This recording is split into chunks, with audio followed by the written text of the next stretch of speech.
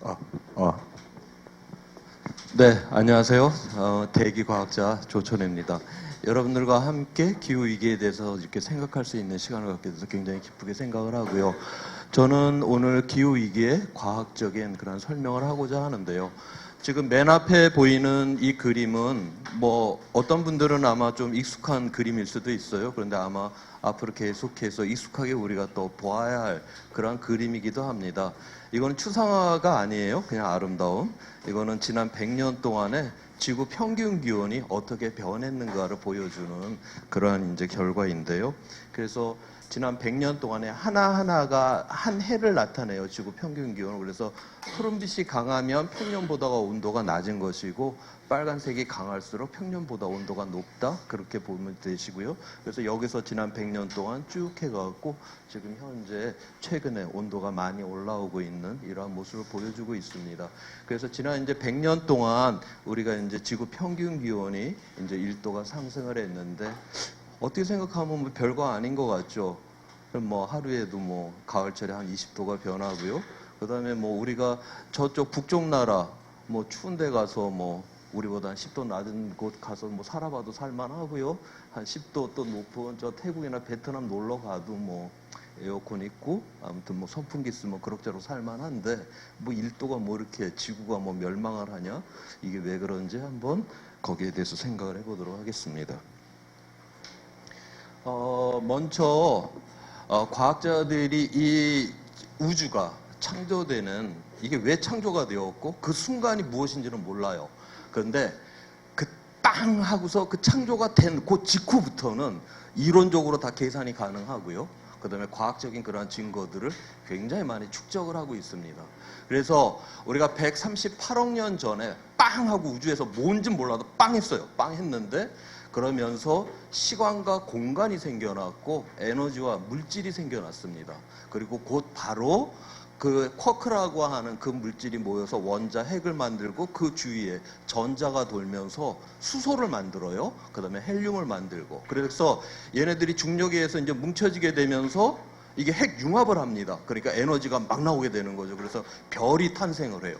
그 다음에 별이 탄생을 한 다음에 얘가 또 이제 커져갖고 죽어가는 과정에서 우리가 오늘날 살아가는데 필요한 수많은 원소들이 있잖아요. 뭐 산소, 질소, 뭐 탄소 이러한 것들이 바로 별이 죽어가는 과정에서 그 자연에서 발견되는 92가지의 그러한 원소가 바로 별이 죽어가는 과정에서 그렇게 이제 탄생을 하게 됩니다. 그 다음에 시간이 지나서 45억 년쯤이 지나서 그러한 어떤 원소들을 갖고서 우리 이제 태양계라고 하는 게 이제 만들어지게 되고요. 그 다음에 그 태양계 안에 딱 맞는 지점에 지구가 있어 갖고 거기서 이제 바다가 생겨나고 또 인간이 살아갈 수 있는 이런 대기 조건이 만들어지면서 35억 년 전에 이제 생명체가 이 지구상에 등장을 하게 되고요.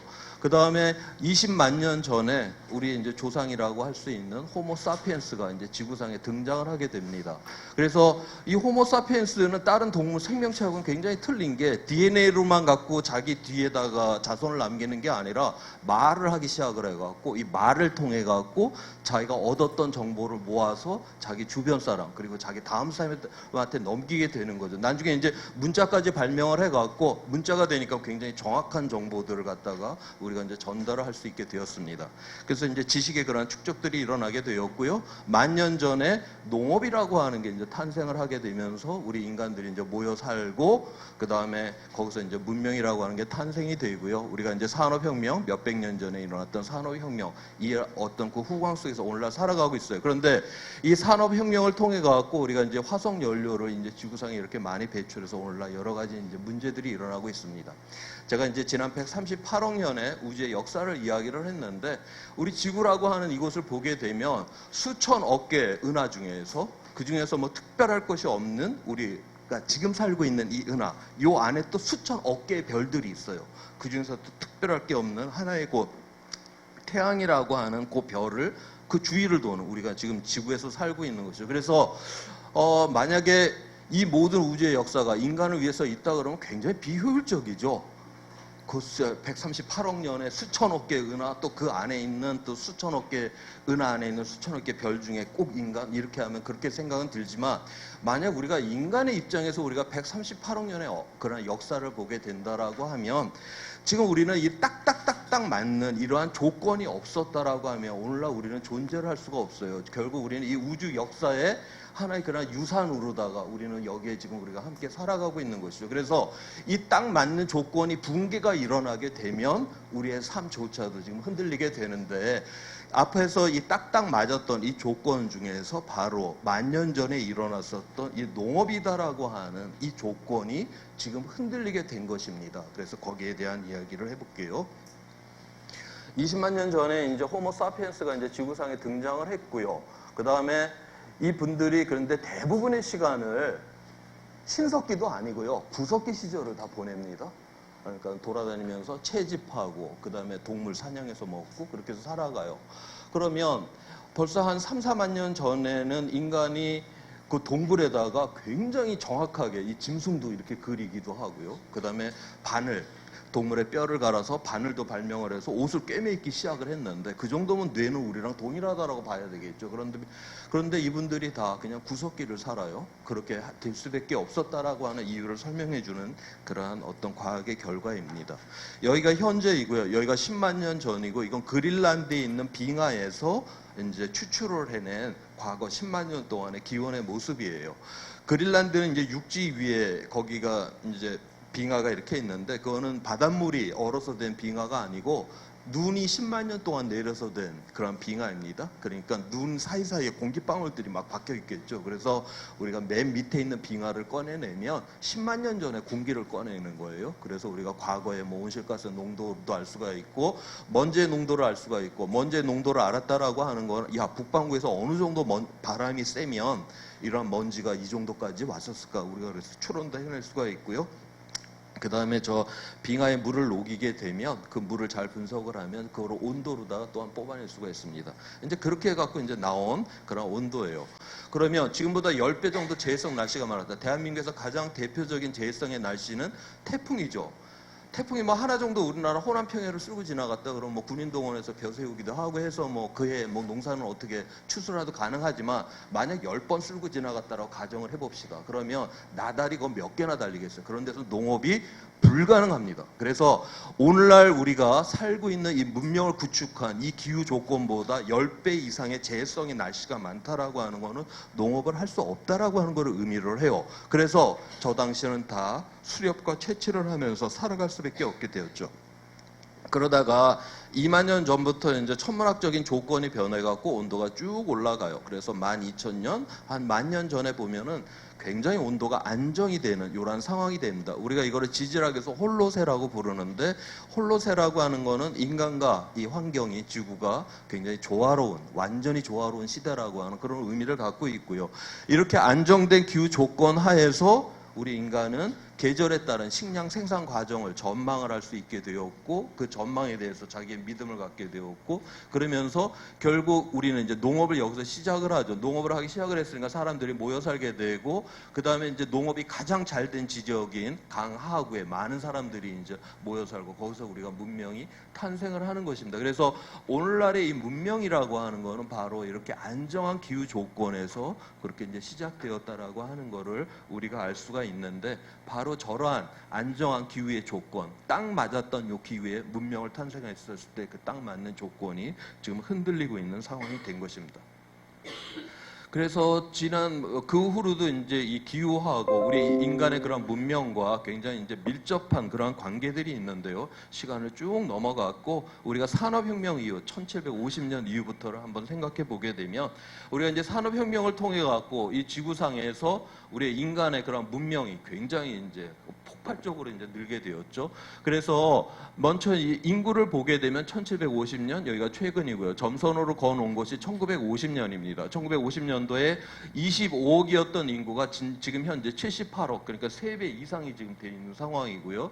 GDP가 10배 이상이 되었고 비료 사용량이 늘었고 에너지 사용량이 늘고 대형 댐 횟수가 늘고 물 사용량, 교통량, 통신량이 기하급수적으로 이렇게 팽창을 합니다. 우리가 사회 경제적으로 다 어마어마한 저런 이제 팽창을 했는데 지난 2차 대전 이후에 저거를 순전히 우리의 인간의 근육에 힘하고 인간의 뇌만 갖고 저렇게 했냐? 전혀 아니에요. 우리가 지구로부터 엄청난 에너지와 자원을 갖다 쓰고 온갖 쓰레기를 지구에다 갖다 부은 덕택으로다가 우리가 저렇게 엄청난 일을 벌렸죠. 그런데 그랬으면 지구에도 이제 변화가 일어나기 시작을 하겠죠. 그래서 지구에도 변화가 일어납니다. 온실가스는 이산화탄소가 늘고 성층권 오존이 파괴가 되고 지상온도가 올라가고 해양이 산성화되고 그다음에 새우 양식장이 확 늘어나고 여기서 새우 양식장이 확 느는 이유는 우리나라가 뭐 몇십 년 전만 해도 새우가 우리 먹거리에는 그렇게 흔하지가 않았는데 요즘 뭐 피자 한 판을 시키면 뺑 둘러갖고 뭐 새우가 다 나오고 하는 이러한 것들이 이게 우리 어부들이 어디 가서 잡아오는 게 아니거든요. 이거는 바로 뭐 태국, 베트남 이런 아열대 지방의 해안에 망글로숲이 발달이 되어 있는데 거기를 다 베어내고 거기다 새우 양식장을 만드는 것입니다. 그래서 거기가 새우 양식이 잘 되니까요. 그래서 우리가 새우를 먹을 때마다 우리가 이렇게 해안 생태계를 붕괴를 시키고 있구나 그렇게 생각을 하면 되는 것이고요. 그 다음에 연안의 질소의 양이 늘어났고 그 다음에 이제 경작지 면적이 늘고 생물 다양성이 이렇게 파괴가 되고 있어요. 근데 지금 경작지 면적은 1950년 이후로 한 10%밖에 늘지를 않았어요. 그런데 여기서 인구는 3배 이상이 돼버렸잖아요. 그러면 지금 현재도 물론 기아에 시달리는 사람이 있지만 그 비율이 1950년대보다는 늘지는 않았어요. 그러면 그럭저럭 우리가 먹고 살고 있다라고 하는 건데 그거는 바로 농업혁명이 일어났기 때문에 똑같은 면적에서 생산량이 3배 이상이 나온 거예요. 그래서 우리가 종자 개량이라든가 그 다음에 질소 비료를 써서 그렇게 이제 생산량이 많아져서 그럭저럭 먹고는 살게 되었죠. 그런데 문제는 또 뭐냐면 우리가 질소 비료를 갖다 붓는데 작물이 한 4분의 1밖에 흡수를 못해요. 그럼 나머지는 그냥 토양에 다 이렇게 흩어져 있겠죠. 그러다가 이제 비가 오면 녹아서 하천으로 들어가고 강으로 들어가고 바로 우리 이제 해안 연안까지 나오게 됩니다. 그래서 지금 현재 모든 물 생태계는 질소가 다 과잉이 돼 있는 상황이에요. 그래서 온도 조건 이런 게 딱 맞으면 무조건 강에는 녹조, 바다에는 적조가 생기는 이유들이 바로 우리가 이미 물 생태계가 질소의 과잉으로 파괴가 되었기 때문에 그렇습니다. 그래서 연안에 이러한 질소의 양이 이렇게 증가를 하고 있습니다. 우리가 이제 이런 식으로 쫙 증가를 하는 거를 기하급수적으로 다 이제 증가를 한다라고 하는데 이 상태로다가 영원 무궁토록 지속할 거다라고 생각을 했다면 그건 약간 미친 사람입니다. 어떻게 이 상태로다가 이게 붕괴가 일어나고 있는데 이게 계속 지속 가능하냐. 근데 오늘날의 바로 문명이라고 하는 게 이제 임박했다라고 하는 게 지금 문제예요. 그러니까 우리가 대학교에서 뭐 생물 이런 실험을 할 때 그 유리라고 그 접시 안에다 영양분을 딱 일정량을 집어넣고 거기다 미생물 한 마리를 톡 하고 빠뜨립니다. 그러면 걔가 한 마리가 2마리 되고 2마리가 4마리 되고 4마리가 8마리, 16마리 막 이렇게 증가를 해요. 우리가 그걸 기하급수적으로 증가를 한다라고 합니다. 절반을 채울 때까지는 제법 시간이 걸려요. 그런데 절반을 딱 채운 다음에 그 다음에 한 번 더 세대가 증가를 하고 나면 다 채워버리고 바로 영양분을 다 빨아먹고 그 자리에서 다 전멸을 해버리죠. 우리가 지금 기하급수적이다라고 하는 이거는 바로 이러한 어떤 한순간이 이제 넘어가게 되게 되면 결국 이제 한계를 넘으면 그 붕괴로 들어가는데 바로 지금 오늘날의 인류가 거의 그 수준까지 와 있는 그런 위험 수준까지 와 있다라고 하는 거를 이 그림에서 이야기를 해주고 있습니다. 그래서 다시 이제 그 온실가스 쪽으로 이제 넘어가서 지난 그 산업혁명 이후에 우리가 공기 중에 0.01%의 이산화탄소를 이제 늘려놨어요. 근데 만약에 이 지구상에 전혀 우리가 온실가스가 없다라고 하면 지구는 영하 19도가 됩니다. 평균 기온이. 그러면은 육상에는 생명이 살 수가 없어요. 다 얼음으로 완전히 그렇게 이제 둘러싸이게 되니까 그렇게 되는데 0.03% 정도의 온실가스 그러니까 이산화탄소가 있었기 때문에 평균 온도가 33도가 쭉 올라가게 됩니다. 그래갖고 그 지구 평균 온도가 14도예요. 그래서 우리가 이제 이 지구에서 이제 살아갈 수가 있는 것이죠. 그래서 온실가스는 반드시 있어야만 되는 그러한 가스인데, 그건 작은 양인데도 굉장히 온도를 높이 올려버리죠. 그런데 우리가 그거를 더 많게 사람들이 하게 되면서 이게 더욱더 이제 문제를 일으키게 되는 것입니다. 그래서 우리가 지구라고 하는 게 이 작은 양이 열을 잡는 능력이 굉장히 좋기 때문에 우리가 조금만 이거를 증가를 시켜도 지구에는 이제 위기로 들어갈 수 있는 이러한 여지가 생기는 것이고, 그래서 자연에서는 0.03%였는데 사람이 산업혁명 이후로다가 0.01%를 증가를 시켜갖고 지금 0.04%가 돼 있어요. 그래서 지난 산업혁명 이후에 우리가 0.01%를 늘린 것이 어느 정도로다가 열을 이 지구상에서 딱 잡냐면 1초에 히로시마 원자폭탄이 5개 터지는 에너지를 딱 잡아요. 그 0.01%가 그러면 하루에 한 40만 개 정도가 지구에서 터진다는 소리입니다. 그 열을 갖다 잡는다는 소리예요. 그러면 지구에서 뭔가 일이 일어나야 될 텐데 그닥 일이 일어나지는 않아요. 그 이유는 바로 해양에서 93%로 이상을 갖다 열을 갖다 다 흡수를 해주고 있습니다. 그리고 땅을 좀 따뜻한 데 쓰고 빙하를 녹이는 데 쓰고 공기 중에는 2% 지금 미만만이 지금 남아 있는 거예요. 그 열 중에서 그걸 갖고 지금 기후 위기가 일어나는데 지금 그렇게 이야기를 하고 있고요. 그러면 해양이 그럼 계속적으로 저렇게 열을 받아주면 될 거 아니야? 그 해양도 변화가 일어나요. 열을 받아갖고 지금 호주가 지금 6개월 동안 계속 건조 상태로다 산불이 온통 나고 있습니다. 원래 인도양에는 그 인도양에 그런 구름대를 형성하는 그 바다의 그런 조건에서 이게 이제 착착착 찾고 주기적으로다가 이렇게 움직여야 돼요. 근데 얘가 그냥 고정이 딱 돼버려고 해양이 변해서 고정이 딱 돼버려갖고 그래갖고 지금 호주 주변으로다가는 그냥 계속적으로 고기압이 걸리고 아프리카 저쪽에는 저기압이 걸려서 그쪽은 계속 홍수가 나고 하는 것이 이렇게 해양이 변했기 때문에 지금 그러니까 궁극적으로 지금 호주의 산불조차도 바로 저런 해양의 변화에 의해서 저런 문제들이 이제 일어나게 됩니다. 그래서 이러한 이제 결과로 인해 갖고 우리가 이제 아까 2% 미만만의 열이 공기 중에 남았다라고 했잖아요. 그래서 이제 1979년 이후에 이렇게 보게 되면 지구 전체에서 대륙권이라고 하는 거는 여기 지상에서 구름이 올라갈 수 있는 최대 높이예요. 그러니까 날씨가 일어나는 이 공간 안에서 전체 이 공기층이 지금 이제 온도가 이렇게 이제 상승을 했다라고 하는 걸 이야기를 해주고 있고요. 이거 온실가스 때문에 지금 증가를 했죠. 그 다음에 이 대륙권 위에 11km 저 위쪽에는 성층권이라고 하는 공기층이 있어요. 두 층이 공기가 잘 섞이지가 않습니다. 자, 그러면 저기 11km 저 위쪽에서는 아래쪽에서는 온실가스가 나와갖고 열을 잡아버렸잖아요. 그러면 안 올라가죠. 79년 이후로다가는 올라오던 열들이 안 올라올 거 아니에요. 그래서 위쪽은 저 11km 저 위쪽에서는 이게 기온이 지금 이렇게 냉각이 지금 일어나고 있습니다. 그래서 우리가 온실가스는 우리가 살아가고 있는 대륙권이라고 하는 공간에서는 온도가 올라가지만 저 11km 저 위쪽에서는 이렇게 지금 냉각이 일어나고 있는 것도 바로 온실가스의 그런 효과입니다. 그래서 지난 이제 2만 년 동안에 이제 기온이 변화되는 모습인데 이건 지구 평균 기온이 변화되는 모습입니다.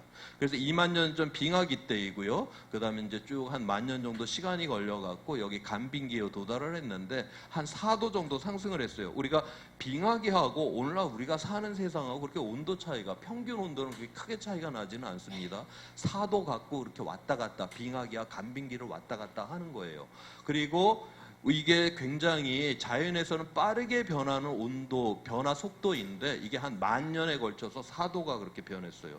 근데 사람은 지난 100년 동안에 지금 2만 년이라고 하는 시간축에서 100년은 순간처럼 보이죠. 100년 동안에 1도를 변화시켰습니다. 그러면 10,000년에 4도, 100년에 1도. 그러니까 사람은 자연에서 빠르게 변화되는 것보다 약 25배나 빠르게 지금 기온을 갖다가 상승을 시키고 있다라고 하는 것이죠. 그래서 이런 뭐 고산 식물이라든가 양서류라든가 이런 약한 생명체들이 지금 죽어나가고 있는 이유가 바로 이 변화의 속도를 못 쫓아오기 때문에 그렇습니다. 그래서 지난 100년 동안에 우리가 1도 상승이 되었다. 그거는 우리가 이제 감지를 할 수 있는 위험입니다. 우리가 지금 매일같이 기후변화 때문에 날씨 때문에 뭐 이게 괴로워 이러지는 않잖아요. 뭐 폭염이 왔다거나 뭐 뉴스를 틀었더니 뭐 호주에 산불이래 그러면서 이제 감지를 하는 것이죠.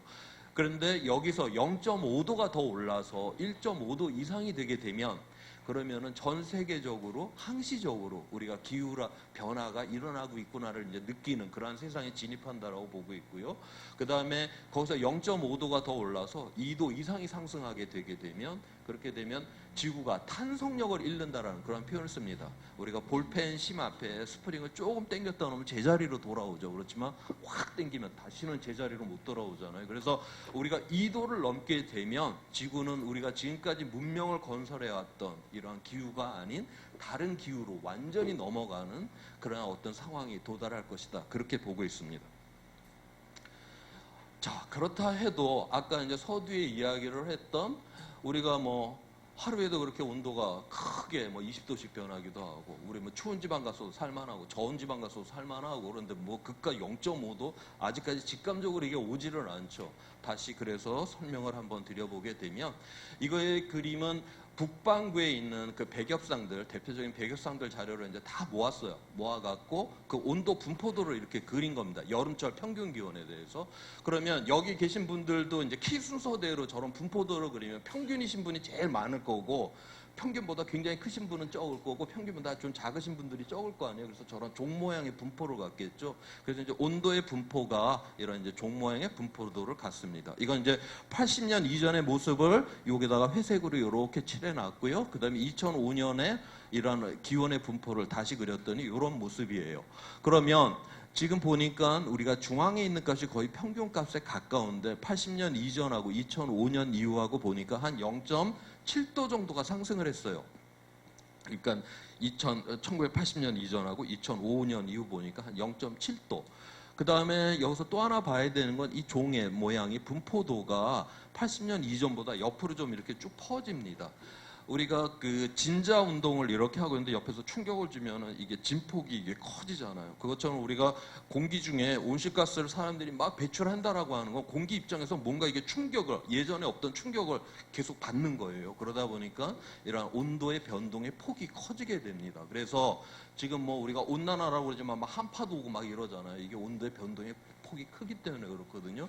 그래서 우리가 이런 종의 모양이 옆으로 좀 이렇게 퍼지는 이런 모습을 갖게 됩니다. 자, 그렇게 해놓고 보면 80년 이전에 평년보다 3도 이상인 경우가 0.1% 발생을 했었죠. 그런데 지금은 14.5%예요. 배수로 따지면은 145배가 늘어나 버린 겁니다. 자, 이거를 개념적으로 다시 표현을 하게 되면, 우리가 이제 아까 앞에서 보았던 그 온도 분포도인데, 따뜻한 쪽, 뜨거운 쪽이 지금 이제 증가를 하잖아요. 그래서 여기는 조금만 증가를 해도, 그러니까 100년에 한 번씩 발생하던 게 뭐 이제 매년 발생한다? 그래도 100배 아니에요.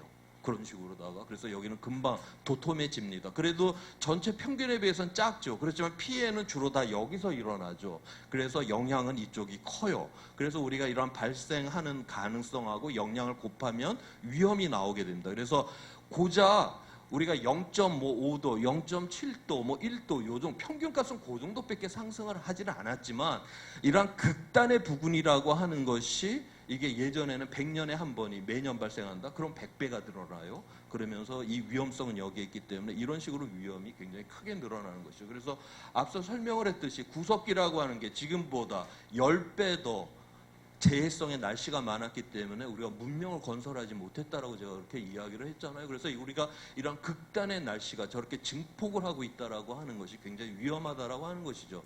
그래서 예전에 폭염이다라고 하는 거는 몇 년에 한 번씩 일어나는 사건이었어요. 그런데 최근 들어서 매년 일어나죠. 그 다음에 한 10년 전만 해도 뭐 2, 3일 있다가 폭염이 끝나는데, 최근 들어오면 뭐 일주일, 2주일 이런 식으로 폭폭 증가를 합니다. 고작 우리는 1도밖에 상승을 안 했지만 이런 어떤 극단의 부분은 굉장히 빠른 속도로다가 증가를 하고, 우리는 결국 평균이 아니라 그런 극단에서 굉장한 그런 피해들을 보기 때문에 이런 위험 속으로 들어간다라고 하는 것입니다. 그 다음에 이제 앞으로 우리가 이제 어떻게 될 것인가를 이제 보는 그림인데요. 지난 이제 100만 년 동안에는 우리가 이제 빙하기, 간빙기라고 하는 이거를 왔다 갔다 했죠. 아주 주기적이었어요. 주기적이고 그 진폭 자체가 굉장히 일정했습니다. 그래서 이산화탄소 농도도 빙하기 때는 0.02%가 되고, 간빙기 때는 0.03%가 되고, 고기를 왔다 갔다 했고, 기온도 4도 내지 5도만을 왔다 갔다, 자연의 폭은 굉장히 일정한 폭들을 유지를 하고 있었어요. 그렇게 해서 쭉 살아왔었는데, 최근 이제 홀로세에 들어와서 우리가 한 10,000년, 12,000년을 보냈죠. 우리가 한 10,000년 정도면은 세대로 따지면 약 한 500세대를 이제 보냈고요. 그런데 그 500세대가 이 지구에 일으킨 그 변화보다 지난 2차 대전 이후에 인류가 이 지구에 일으킨 변화가 훨씬 더 커요. 우리가 이제 그렇게 할 수 있었던 거는 뭐 앞서 설명을 했듯이 굉장히 그 에너지가 고밀도로 직접이 돼 있는 우리가 화석 연료를 사용을 했기 때문에 우리가 이제 엄청난 이런 변화를 일으킬 수가 있었는데, 문제는 얘가 이제 온실가스를 배출을 하고 미세먼지를 배출하고 막 쓰레기를 뭐 온통 그렇게 이제 하게 되죠. 그래서 지금 인류의 이런 어떤 삶의 경로가 다시 이쪽 뭐 빙하기로 가든지 아니면 이걸 유지를 하든지 해야 되는데, 지금 우리는 새로운 계곡으로 다 좀 빠지려고 하는데, 그 계곡이 지금 찜통의 그런 지구라고 하는 저 계곡입니다. 저기에 일단 빠지게 되면 인류는 스스로는 다시는 이 안전한 이 경로로 다 돌아올 수가 없어요. 예를 들어서 우리가 이제 북극 쪽에 가면 북극해라고 하는 바다로 되어 있습니다. 그런데 거기는 지금 추우니까 바다 위에 빙하가 이렇게 얼려 있어요. 햇빛이 들어왔다 빙하니까 이제 반딱반딱하니까 반사가 돼서 우주로 날아가죠. 그런데 그쪽이 온난화가 돼서 이게 녹아버렸어요. 그럼 시커먼 바다가 드러나겠죠. 그러면 햇빛은 반사가 되는 게 아니라 흡수를 해요. 이거는 우리가 사람이 온실가스를 배출을 안 한다 해도 지구는 스스로 온도를 이렇게 올려갑니다. 그 다음에 뭐 시베리아 같은데 항상 뭐 거기가 눈으로 덮여 있는 게 아니라 뭐 짧으면 2주, 길면 2달 동안 여름철에는 풀 같은 게 확 자라 올라와요. 그런데 거기는 바로 겨울이 들어오니까 그대로 또 얼어붙어 버립니다. 그게 수십만 년 동안 이렇게 얼어붙어 있어요. 그걸 우리가 동토지대라고 하는데, 탄소의 덩어리죠. 그 탄소의 덩어리가 지금 공기 중에 있는 탄소보다 약 한 2배 이상을 갖고 있어요. 그러니까 지금 온난화가 일어나니까 남단부터 해서 얘네들이 녹아 들어가기 시작을 해요. 그럼 거기 이제 메탄이라고 하는 이산화탄소보다 30배 더 강력한 온실가스가 나오게 됩니다. 그게 나왔으니까 온도를 높일 거고, 높였으니까 더 많이 녹일 거고 하는 이러한 것들. 그래서 이거는 사람이 온실가스를 배출하는 거하고 상관없이 온도를 마구마구 올리죠. 지난 5억 년 동안에 5번의 대멸종 사건이 있었어요, 지구에서. 그때는 사람이 없었어요, 지구에. 그래도 대멸종이 됐죠. 지구는 인간 생명 자체를 없앨 수 있는 이러한 과정들이 여기저기 엄청나게 많이 지뢰처럼 다 박혀 있습니다. 우리가 온실가스를 높인다라고 하는 건 그것 때문에 우리가 멸망한다기보다는 그러한 지뢰가 다 터지도록 우리가 방아쇠를 확 당겨 버린다라는 걸 의미를 해요. 그래서 그게 한번 당겨지고 나면 이건 인간의 문제가 되지가 않죠. 지구는 스스로 그렇게 증폭을 하면서 지구 스스로를 파괴시키면서 생명을 없앨 수 있는 이런 과정들이 굉장히 많기 때문에, 그래서 우리가 여기에 빠지게 되면 다시는 우리 인간 스스로는 이쪽으로 올라갈 수가 없어요. 그래서 우리가 여기 들어가기 전에 이거를 막아야 되겠다. 그래서 그 임계값이 바로 지구 평균 온도 2도 이내에서 막자라고 하는 것이 바로 저 2도를 넘게 되면 바로 저러한 부분으로 우리가 진입을 하기 때문에, 위험하기 때문에 저거를 막자라고 했고, 2년 전에 유엔에 있는 기후과학자들이 모여서 2도도 좀 위험해, 그래서 1.5도 선에부터 이거를 좀 막아내자라고 이야기를 하는 것이 바로 이러한 어떤 여기로 들어가면 우리는 스스로 못 나오기 때문에 바로 이렇게 이야기를 하는 것입니다. 그러면 우리가 앞으로 0.5도가 더 올라오게 되면 우리가 뭐 0.5도 또 우리는 또 그래도 또 상상을 한번 해보죠. 0.5도 뭐 더우면은 뭐 에어컨 밑에 가면 되고, 뭐 위기는 그런 식으로다가 찾아오지는 않을 거예요. 그 예를 보여드린 건데, 이건 이제 네이처라고 하는 논문에서 앞서 이제 모든 그 연구 결과들, 그 영양에 대한 연구 결과들을 모아서 기사처럼 썼던 거기에 나와 있는 글입니다. 지금보다 0.5도가 더 올라가서 1.5도가 상승을 하게 되면 곡물 생산의 변화로 인해서 고통을 받게 되는 사람이 35, 여기다 100만을 곱해야 돼요. 3,500만 명이 된다는 소리입니다. 그러니까 배고픔에 시달리는 사람이 0.5도가 지금보다 더 올라가면 3,500만 명이 된다는 소리고요. 그 다음에 2도까지 올라가면 3억 6천만 명이, 그 다음에 3도까지 올라가면 18억 명이 배고픔에 시달린다라고 해요. 지구상에서 저렇게 배고픈 사람이 많이 생기게 되면 어떤 일이 일어날까요? 거기에 대한 예입니다. 2010년도에 러시아가 이제 굉장히 가뭄이 들었어요. 그런데 거기가 원래는 이제 평년에는 조금 밀도 수출을 하는 나라인데 가뭄이 들었으니까 자기네 나라 국민부터 먹여 살리려고 했을 거 아니에요. 그래서 그에 수출을 안 합니다. 자, 그러니까 지금 현재는 이러한 농산물에 대해서 이러한 투기 자본들이 달려들어요. 저게 어디가 가뭄이 들었다 그러면 투기를 해갖고 가격이 급격하게 올라갑니다. 이게 이제 그 유엔에서 식량 기구에서 항상 그 이제 식량 가격 지수를 갖다가 이제 해주는데 뭐 2005년도에 이렇게 쫙 올라가죠. 2배가 몇 달 사이에 쫙 올라가요. 2010년도에 러시아 가뭄 때문에 또한 이렇게 쫙 올라가기도 하고요. 그다음에 여기 빨간색으로 저렇게 거놓은 거는 가난한 나라의 가난한 사람들은 자기 그 수입의 대부분을 식량 구입하는 데 쓰잖아요. 그런데 갑자기 가격이 몇 달 사이에 2배가 올라가. 안 그래도 배가 고픈데 그러니까 2배가 됐다라는 거는 절반을 줄여서 먹으라는 소리인데 얼마나 고통스럽겠어요. 결국 폭동이 일어난 시점입니다. 그 다음에 그 폭동이 일어난 나라이고요. 그 폭동으로 인해서 사망한 사람의 숫자예요. 식량 가격이 쫙 올라가니까 사회가 굉장히 불안정해지고 폭동이 일어나죠. 그래서 우리가 식량이라고 하는 이것이 결국 부족하게 되며 우리가 결국 가격의 그런 폭등이 결국 사회의 폭동으로 일어나는 이런 시스템으로 넘어간다는 걸 여기서 보여주고 있고요. 2010년도에도 우리 뭐 기억을 하지만은 거기 뭐 튀니지 뭐 이집트 뭐 리비아 이집트 나중에 이제 아랍의 봄이라고 하는 모든 그 당시 아랍 국가들이 다 폭동이 일어나는 거는 바로 밀가루 가격 폭등 때문에 폭동이 일어나게 되는 것입니다. 그 중에서 이제 시리아가 이제 여기도 일어나게 되는데 시리아가 딴 나라보다 굉장히 고통스러웠던 거는 저기 2010년도 일인데 2005년도부터 계속 가뭄이 좀 들어 있었어요. 거기에다가 갑자기 밀가루 가격이 60%가 확 높아졌어요. 그러니까 거의 죽을 지경이 된 거죠. 결국 거기서 내전이 일어나게 되는 거고, 그 다음에 IS라고 하는 극렬 분자가 이제 준동을 하게 되는 거고, 자, 그런데 먹을 것도 없는데, 뭐 옆에서 포탄은 떨어져, 총알은 왔다 갔다 해. 자기 땅을 떠나고 싶어서 떠나는 게 아니죠. 결국 그 상황에서는 자기 땅을 떠날 수밖에 없고, 갈 바에는 조금이라도 괜찮은 나라로 가려고 하니까 유럽 쪽으로 몰려 들어가는 것이고, 근데 유럽 애들 입장에서는 야, 이거 보니까 피부 색깔도 틀려, 종교도 틀려, 말도 틀려, 이런 친구들이 넘어와. 안보의 문제로 봅니다. 지금. 그런데 유럽은 거기에 대해서 그래도 야, 얘네도 너무 불쌍하니까 각 나라가 그래도 몇만 명씩 좀 수용을 해주자. 그렇게 약속을 했어요. 그러고 났더니 영국은 브렉시트를 해야 되는 이유 중에 하나가 바로 우리는 그래도 난민을 받을 수 없다라고 하는 거. 그래서 국경을 봉쇄를 시켜버리겠다라고 하는 게 바로 그러한 이유도 되는 것이고. 그래서 2010년도에 러시아의 가뭄이라고 하는 것이 굉장히 엉뚱한 나라예요. 오늘날까지도 전 세계적으로 해결되는 문제가 아닌 것으로다가 이렇게 위험이 이렇게 증폭을 하죠. 그래서 우리가 3,500만 명, 3억 6천만 명, 18억 명이 배고프다?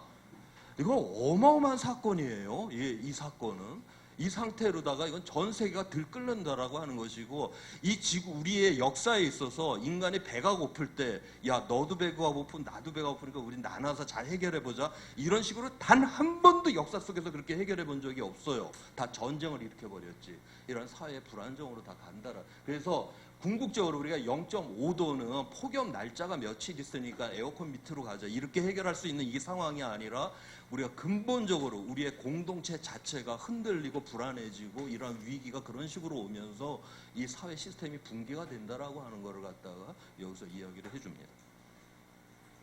그래서 이제 이거를 이제 대응을 하고자 한다라고 하면 우리가 사회 경제가 이제 팽창을 했고, 그래서 이제 온실가스 배출량이 늘었고, 기후 변화가 일어났고, 그래서 우리한테 안 좋은 영향이 있죠. 그래서 그 원인인 온실가스 자체를 줄여야 하는 것이고, 그 다음에 어차피 변화가 됐으니까 거기에 대한 적응을 해야 되겠죠.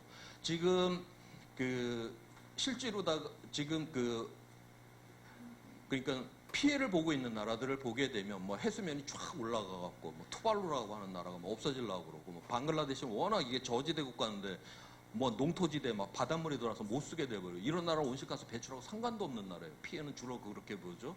우리나라도 자연재해가 일어났다 그러면 주로 뭐 산비탈에 사시는 분들, 저지대 사시는 분들, 뭐 농업을 하시는 분들, 주로 가난한 분들이 다 피해를 보게 되죠. 그래서 우리가 적응이다라고 하는 거는 함께 사는 요 세대 안에서 우리가 그런 약한 자, 그러한 부분들에 대한 어떤 이제 배려의 이러한 부분들이 있어야 된다라고 하는 것이고요. 저감이다라고 하는 거는 우리가 지금 현재 우리 사회에서 미세먼지가 지금 이슈인데, 미세먼지는 우리 건강에 영향을 안 좋게 미치죠. 그런데 우리가 온실가스가 이제 증가를 해서 기온이 상승이 돼서 지구에 미치는 영향은 바로 당뇨병이 우리 몸에 미치는 영향하고 비슷해요. 당뇨병이 걸리면 혈당 조절이 안 되면서 이제 온갖 병에 다 걸리잖아요. 마찬가지로 기온이 올라간다라고 하는 거는 뭐 폭염 날짜가 많아지겠는데 이 문제가 아니라 지구 조절 시스템이 다 붕괴가 일어난다는 걸 의미를 합니다. 그래서 우리가 이런 극단적인 날씨뿐만이 아니라 물이 부족하고 그런 가뭄이 들고 식량이 부족하고 생물 다양성이 파괴가 되고 해양이 산성화되고 뭐 해수면이 올라오고 우리 인간 삶과 관련된 모든 전방위적인 모든 것의 위험으로다가 이렇게 들어오는 엄청난 그런 위험이다라고 하는 것이고요. 그 다음에 미세먼지는 한번 배출이 된 다음에 햇빛하고 막 반응을 하고 이래서 아무리 오래 가는 것도 5일밖에 가지는 않아요. 그러니까 내가 배출을 하고 나서 결국 그거는 우리 지역에 내 세대로 끝나는 문제예요. 내가 배출했기 때문에 이익을 보았고 그것 때문에 아무튼 그거 뭐 미세먼지 둘러맞아서 내 건강을 잃었고 쌤쌤인 이런 측면이 있습니다. 그런데 온실가스는 한번 배출이 되고 나면 수백 년 동안 그냥 공기 중에 남아있게 돼요. 우리는 그거를 배출을 해서 이익을 보았죠. 편익을 보았어요. 그런데 우리 다음 세대는 아무런 편익이 없이 우리 세대가 저질러 놓은 그 피해를 그리고 이게 수백 년 동안 누적이 이게 남아있게 되니까 계속 누적이 돼서 위험이 점점 강도가 커지게 되겠죠. 그거를 우리 다음 세대한테 넘겨주게 됩니다. 우리 다음 세대는 아무런 이익이 없이 그걸 뒤처리를 하고 그 위험을 감당을 해야 돼요. 그래서 이건 세대 간의 정의롭지만 못함의 문제도 여기에 걸려 있습니다. 그래서 유엔에서는 이 기후 위기를 대응을 하게 될 때 여기 에퀴티라고 하는 이 가치를 통해서 해결을 하라라고 그렇게 이야기를 해요. 에퀴티가 바로 오늘 우리 사회에서 중요한 이슈인 공정성으로다가 번역이 됩니다. 그래서 과한 건 끌어내려야 되고요. 모자란 건 끌어올려야 되는 굉장히 정의로운 사회 속에서만이 바로 기후 위기를 대응할 수 있다라고 그렇게 이야기를 하고 있습니다. 2018년도에 인천의 IPC 총회에서 우리가 지금처럼 사회 경제를 유지를 하게 되면 고배출 사회가 돼서 이제 멸망으로 갈게 될 것이고, 그 다음에 이제 지속 가능한 발전, 네, 그런 사회, 그러니까 사회 경제적으로 지속 가능해야지만이 저배출 사회가 되고 지구 온난화를 제한을 해서 지속 가능하고 공정하고 이제 행복한 삶을 살 수 있다라고 그렇게 이야기를 했습니다. 그래서 우리가 이러한 어떤 기후 위기라고 하는 거는 이제 좋은 사회와 이렇게 이제 묶여 있다라고 하는 것들을 갖다가 2018년에 그렇게 이제 선언을 했었는데요. 이미 그 2015년에 지속 가능한 발전 목표라고 하는 17가지의 사회 경제 환경적 요소가 지속 가능해야 된다. 이거를 유엔에서 2015년에 협약을 맺게 되죠. 그다음에 저 협약에서도 13번이 이제 기후위기 대응이에요. 그러니까 궁극적으로 우리가 좋은 사회를 만들어야지만 기후위기를 대응할 수 있고, 기후위기를 대응한다는 건 바로 좋은 사회를 만들 수 있다. 이제 그렇게 이제 선언이 되는 것이고요. 그 다음에 이 17가지 이 가치를 위계로다가 보게 되면 우리는 지금까지 잘 살아보세라고 하는 경제 성장이라고 하는 최우선순위로 잡고, 우리가 사회는 경제 성장을 효율적으로 한 그 시스템으로 잡고, 환경은 오직 착취의 대상이죠. 경제 성장을 위한. 그런데 앞으로는 이러한 어떤 삶의 방식을 우리가 좀 변화시킬 필요가 없어요. 지금 현재는 사회 시스템이 되었건 우리가 자연이 되었던 간에 모든 곳에 우리가 그런 어떤 그 모든 것에 어떤 그 시장에 그런 이제 논리가 다 들어와 있어요. 그래서 지금 시장의 논리가 온통 다 들어와서 사회라고 하는 것이 지금 현재 사람을 갖다 돈으로 다 값어치를 매겨버리고, 그 다음에 끊임없이 경쟁을 시켜버리는. 그런데 사회에 우리가 함께 이렇게 모여 산다라고 하는 거는 우리가 협력하고 연대하고 그 다음에 우리가 나누고 아끼고 이러기 위해서 우리가 함께 사는 건데, 끊임없이 경쟁을 시키는 이런 어떤 시스템들, 바로 이러한 어떤 시장으로부터 우리가 벗어나야 하는 것이고요. 환경이라고 하는 이것도 지금까지는 어떻게 하면 싸게 자원과 에너지를 착취를 해다 쓰고, 어떻게 하면 싸게 이 쓰레기를 갖다 버려야 되는 오직 착취의 대상일 뿐이죠. 바로 그래서 그렇지만 앞으로는 바로 우리가 이 환경, 지구라고 하는 거 이거 안전하게 이건 지켜내야 하는 것이고, 그래서 지금까지 경제 성장이라고 하는 여기에서 이제는 지구를 안전하게 지키고 사회는 사회다운 가치를 만들고 경제는 이거를 지원하는, 그래서 지금까지 우리의 삶의 방식이 경제 성장을 향해서 이렇게 달려왔다라고 하면 이제는 확 돌아서 갖고 지구를 안전하게 만들고 좋은 사회를 만들고 경제는 이거를 지원해 주는. 그래서 유엔에서는 지금까지 우리가 기후 위기를 대응한다는 거 어디를 뭐 조금 고쳐갖고 뭐 온실가스를 좀 줄이고 뭐 텀블러 쓰고 뭐 이래서 이건 해결하는 문제가 아니라, 그레이트 트랜스포메이션이라고 해요. 대전환. 그러니까 사회, 경제 모든 거를 다 바꾸고 우리의 삶 자체도 다 바꿔버리는 이 상태에서만이 바로 기후 위기를 대응할 수 있다. 그래서 기후 위기를 대응한다는 건 우리가 좋은 사회를 만들고 그 다음에 좋은 사람이 되고자 하는 데에서 바로 기후 위기 대응이 가능하다라고 그렇게 이야기를 하고 있습니다. 예, 고맙습니다.